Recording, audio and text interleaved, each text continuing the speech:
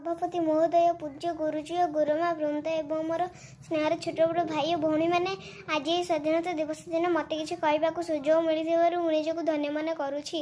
आम देश भारत 1947 मसीहा अगस्ट मास 15 तारीख में आम स्वाधीनता को हासिल करते जो मैंने आमको आम देश को स्वाधीनता हासिल करते से जातिरपिता महात्मा गांधी, लाला लाजपत राय, बाल गंगाधर तिलक, विपिन चंद्र पाल, उत्कलमणि, गोपबंधु दास, सुभाष चंद्र बोस इत्यादि।